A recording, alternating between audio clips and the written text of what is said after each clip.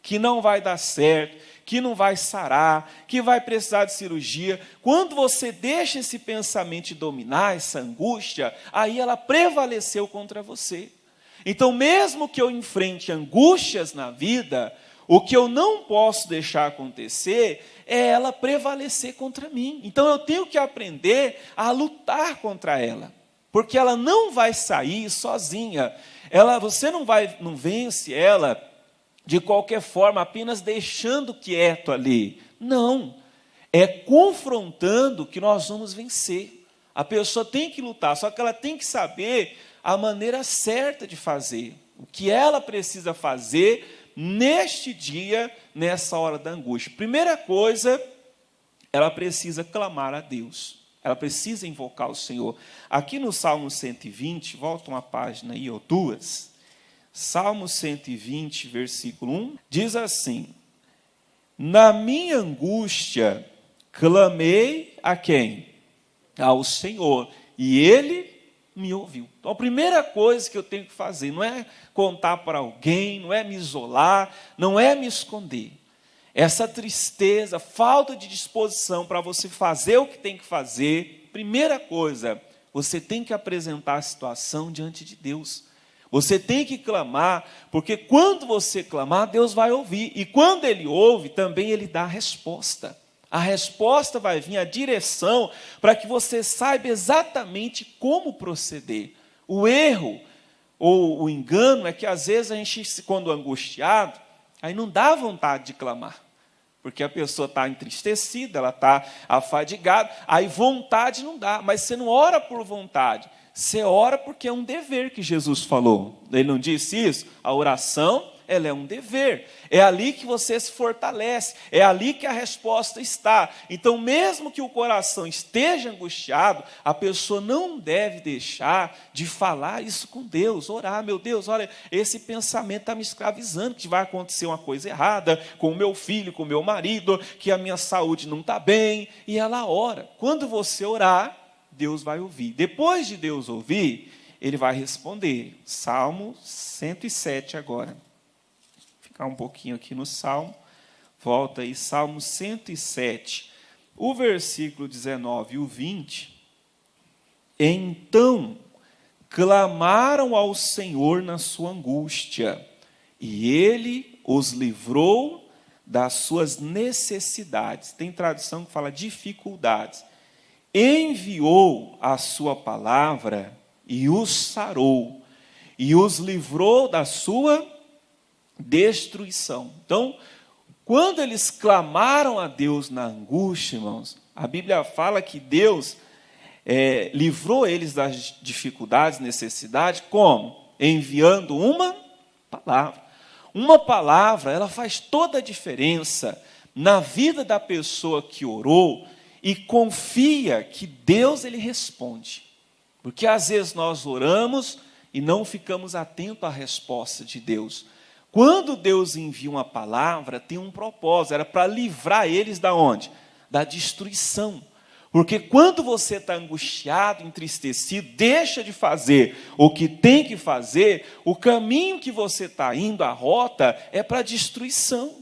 O inimigo, ele quer nos destruir, angustiando a nossa alma, nos oprimindo, nos apertando. E se você não faz nada, pastor, mas eu até orei, mas quando Deus deu a direção, você não fez conforme Deus deu a direção. Então, se a angústia vem te atrapalhar, te apertar, Deus vai te dar uma palavra. O que eu faço, pastor? Você deve crer. Quando você crê e obedece, continua agindo na fé, você fica livre da destruição. A destruição é o objetivo final de Satanás. Acabar com o casamento, fazer você acreditar que não tem jeito, aí você não luta mais, você não ora mais, você não busca. Ah, pastor, que adianta? Parece que nada se resolve. Mentira de Satanás. Ele quer que você e eu, nós, venhamos desistir, mas nós não podemos desistir, amém? Então aprenda a lidar com a angústia, orando e confiando, porque Deus vai te dar uma palavra. Aí você precisa acreditar nela, de todo o seu coração, tem que crer. Nós precisamos prevalecer contra essa angústia que vem. O último salmo que eu vou ler é o Salmo 46. Volta aí mais um pouquinho. Salmos 46. A partir do 1. Deus é o nosso refúgio e fortaleza, socorro bem presente na angústia. Pelo que não temeremos, ainda que a terra se mude, ainda que os montes se transportem para o meio dos mares. Irmãos, olha que coisa interessante. Deus é um socorro bem presente no dia da angústia. Ele está ali, pronto para ajudar. Aí o salmista falou, nós não vamos temer, não vou deixar o medo entrar no coração, ainda que a terra se mude. Eu falava com os irmãos durante o dia, às vezes as coisas vão mudar. Você já estava habituado daquele jeito, pastor, mas agora mudou. Eu sabia como resolver, como controlar, mas agora o negócio mudou. Os montes se transportam para o meio dos mares, virou uma confusão, uma loucura. Só que Deus está presente, amém? Você não deve temer se as coisas mudarem. Versículo 3. Ainda que as águas rujam, tem coisa fazendo barulho, e se perturbem, ainda que os montes se abalem pela sua braveza, para tentar intimidar. Há um rio cujas correntes alegram a cidade de Deus, o santuário das moradas do Altíssimo. Deus está no meio dela, não será abalada. Deus a ajudará ao romper da manhã. Até aqui está bom para nós, irmãos. O que eu quero que você entenda é o seguinte, mesmo tendo angústia, momentos de muita pressão, Deus se faz presente. A ordem das coisas mudaram. Deus continua ali. A Bíblia fala, Deus está no meio dela, não será abalada. Você não vai se abalar, não vai sair da sua posição, que é como mais do que vencedor. Porque Deus vai te ajudar. Como que Ele vai ajudar? Te dando força, te dando palavra. Há pessoas que aproximam de nós para nos ajudar também. Deus coloca pessoas boas no nosso caminho para nos ajudar em oração, para interceder, para nos dar uma palavra. Só que a angústia não pode prevalecer. Amém? Então acredite, Deus sempre vai me ajudar. Uma forma, uma estratégia de Satanás para que a angústia chegue até nós é através, maioria das vezes, do que nós ouvimos. Pode ser do que sentimos também, sentir uma dor, a pessoa já começa a angustiar, mas a maioria das vezes, quando nós ouvimos alguma coisa, conforme a notícia chega até você, a reação pode ser diferente. A Bíblia fala que o nosso coração deve estar sempre preparado, amém?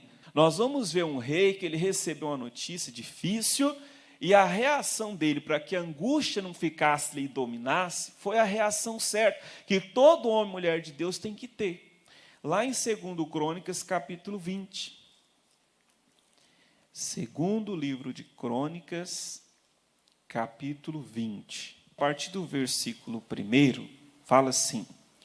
E sucedeu que depois disso, os filhos de Moabe e os filhos de Amon, e com eles alguns outros dos amonitas, vieram à peleja contra Josafá.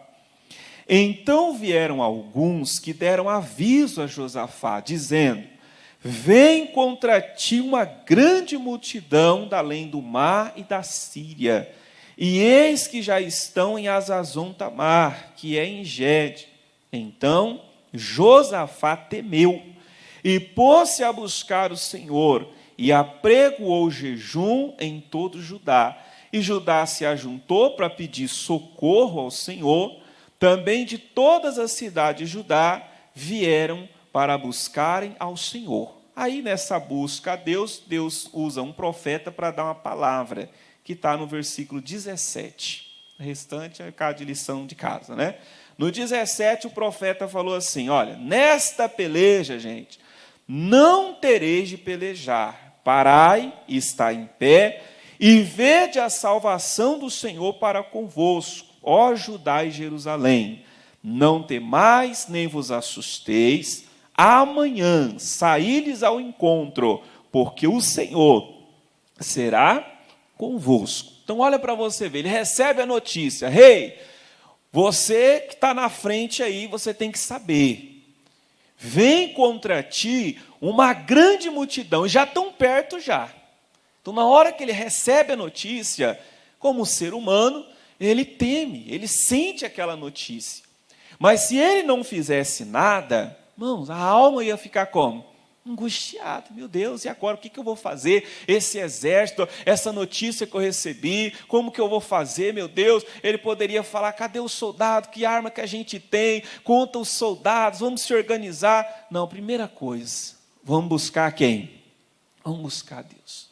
Irmãos, em primeiro lugar, tenha como opção a fé. Amém? Em primeiro lugar, o homem e a mulher de Deus deve acreditar em Deus e deve praticar, exercer a sua fé.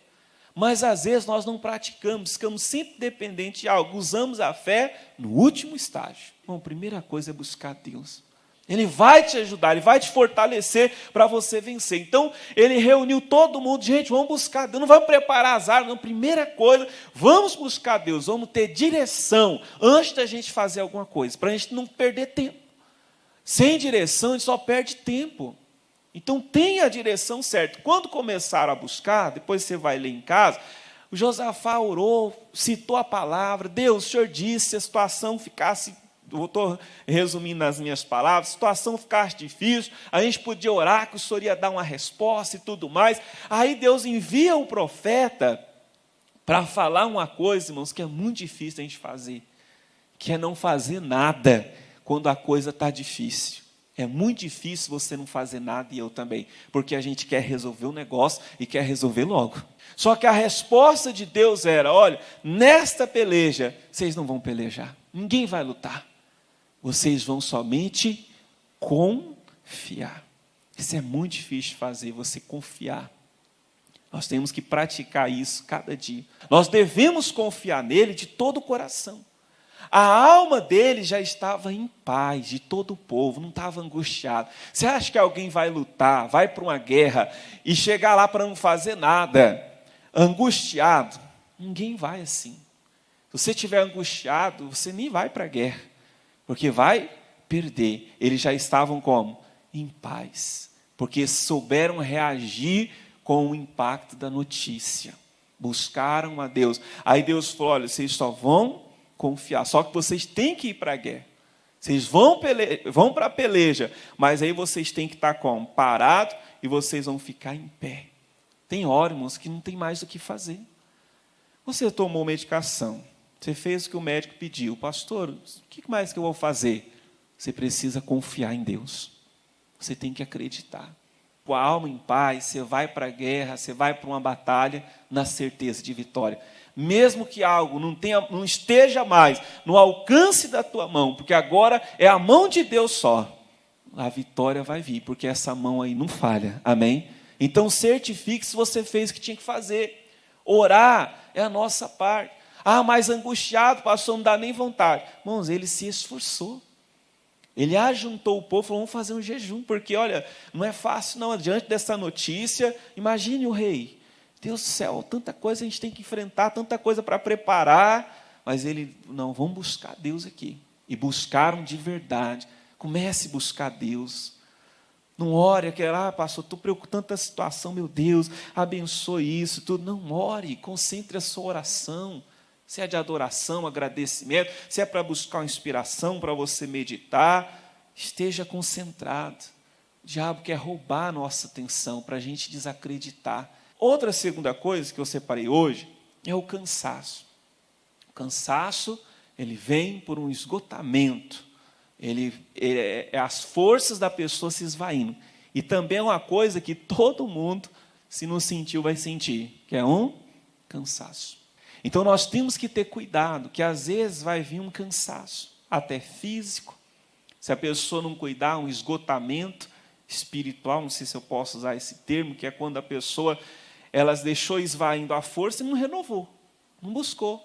A Bíblia fala que Deus dá força ao cansado. Se você está cansado, Jesus falou: vem até mim. Está cansado, oprimido? Vem até mim que eu vou te aliviar. Então, existe esse estado do cansaço. E quando eu e você nos cansamos, o diabo usa uma coisa, uns a outra, você não renovou as forças, deixou você cansado, é a hora de ele dar a cartada final. Por isso que nós temos que ter cuidado. Uma pessoa cansada, ela está em sério risco de perder muita coisa, de perder muita oportunidade e até a bênção do Senhor. Então, cuidado com o cansaço. Lá em 2 Samuel, capítulo 21, segundo livro de Samuel, capítulo 21, vamos ler o versículo a partir do 15. Tiveram mais os filisteus uma peleja contra Israel. E desceu Davi, e com ele os seus servos, e tanto pelejaram, tanto lutaram contra os filisteus, que Davi fez o quê? Se cansou. Todo mundo cansa. E Isbi-Benote, que era dos filhos dos gigantes, e o peso de cuja lança tinha 300 ciclos de cobre, e que cingiu uma espada nova, este intentou ferir Davi. Porém, Abisai, filho de Geruia, o socorreu, e feriu o filisteu e o matou. Então os homens de Davi lhe juraram, dizendo: nunca mais sairás conosco a peleja, para que não apagues a lâmpada de Israel. Olha para você ver, mais uma vez a Bíblia fala que os filisteus tiveram uma luta contra Israel. Irmãos, os filisteus representam o inimigo, Satanás, os demônios. Sempre vai ter luta, guerra, que a Bíblia fala que não é carnal, é contra as potestades. E o objetivo disso, você fala, pastor, uma hora é a esposa, uma hora é o filho, outra hora na minha saúde. Tudo isso é para quê? Para nos cansar. Todo mundo cansa porque é natural. Só que nós precisamos ter um momento de renovação. Se você só luta e não se renova, você vai ficar cansado. E é nessa hora que o inimigo quer fazer o quê? Atingir. Só não matou Davi por causa que ele tinha pessoas valentes do seu lado. Que Deus prepare sempre uns valentes para estar conosco. Diga graças a Deus. Um obreiro, um irmão, um pastor, um amigo seu, um familiar, que vai te ajudar. Porque se não fosse Abisai, do lado de Davi, ele teria morrido naquela batalha. Porque ele estava cansado. Aí os guerreiros falaram, nunca mais o Senhor vai sair, rei, com a gente para lutar, para não apagar a lâmpada de Israel. Irmãos, mas Davi foi feito para lutar. Nós vamos lutar sempre. O que nós temos que ter cuidado é com o cansaço. Eu tenho que estar sempre renovado. Nós temos que buscarmos renovo, comunhão. Quanto tempo você fala, pastor, não oro mais de madrugada, não levante de manhã para tirar aquele tempo de qualidade. Eu venho para a igreja, não consigo concentrar a minha oração, estou preocupado, angustiado, tanta coisa. O diabo quer que você fique bem cansado, e eu também, para ficar ao ponto de ele ferir, acabar com a nossa vida. Irmão, nós temos que renovar, amém? Então eu tenho que fazer o quê, pastor? Eu tenho que buscar uma estratégia, eu tenho que estar sempre na comunhão, eu tenho que buscar, na verdade, concentração. A vida com Deus, irmãos, tem que cuidar. Então, hoje, essas duas coisas, tome cuidado. Primeiro, com a angústia e depois com o cansaço.